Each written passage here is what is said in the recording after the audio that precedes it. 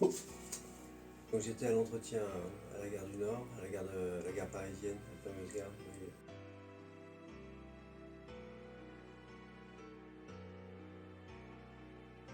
J'aimais bien sucer les poignées de porte. Voilà.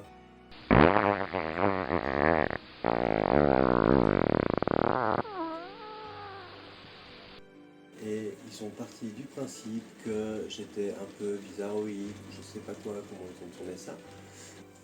Tiens, tout va bien. Fausse alerte. J'ai du mal tolérer les madeleines dans la corbeille sur la petite table là-bas. Mais chouette attention, c'est pas dans tous les groupes de parole où on peut se restaurer. Ils sont partis du principe que ça ne se faisait pas, encore moins à 15h dans le hall principal avec des gens qui passent et tout ça. Est-ce que je m'occupe de ce que font les gens? Non. Mais apparemment on a le droit de s'occuper de mes affaires. Hein. J'ai dû me faire greffer un œsophage artificiel parce que l'alcool me l'a détruit.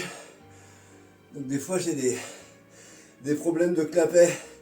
C'est un peu comme avec les bébés. Excusez-moi. Pardon. Excusez-moi. Quand ils naissent, vous voyez, des fois le clapet il déconne. Bon bah moi c'est pareil.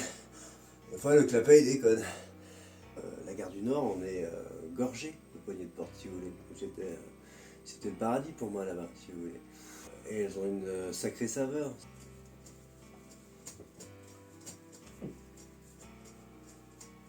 Ça me fait comme une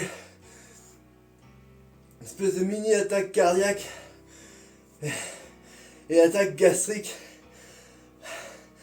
un peu en même temps. C'est un voyage d'essence, une poignée de porte à la gare du Nord, vraiment, vraiment, vraiment. Ça sonne un peu cru comme ça, mais vraiment les gens passent à côté de certaines choses pour des mauvaises raisons. Hein. On a tendance à se dire c'est ça, c'est pas bien, c'est ça. Des fois voilà, j'ai des petits problèmes, j'ai des espèces de ballonnements. C'est ni plus ni moins que des ballonnements, bon, un peu généreux quoi, voilà. C'était un truc que je faisais souvent en fin de service, de manière à ce que la poignée soit quand même assez dense, assez généreuse. Et je sais pas, je faisais de mal à personne quoi. En fait, je sécrète beaucoup de glaire et des fois, bah, je sais pas pourquoi, ça veut aller dans l'autre sens. Je préférais que ça descende, mais ça veut monter, et ça veut prendre l'air. J'ai en souvenir, elles étaient là, à me toiser. On m'avait vu, parce qu'une fois j'étais en train sur la fin de mon service et je vais vers le local pour ranger le matériel. Là je vois la poignée, donc qu'est-ce que je fais? Je me dis, allez, machin. Voilà, donc je commence à prendre la poignée en bouche et là je vois un de mes collègues qui me voit et qui me regarde comme ça, hyper méprisant.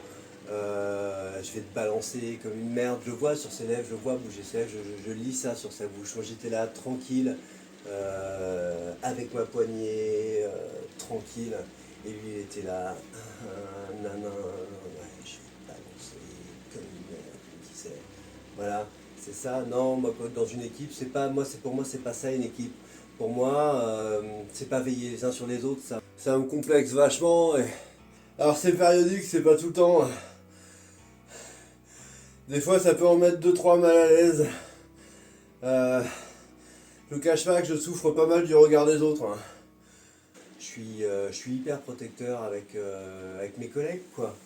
Voilà, c'est normal pour moi, c'est pas un effort que je fournis, c'est pas un service en plus que je propose.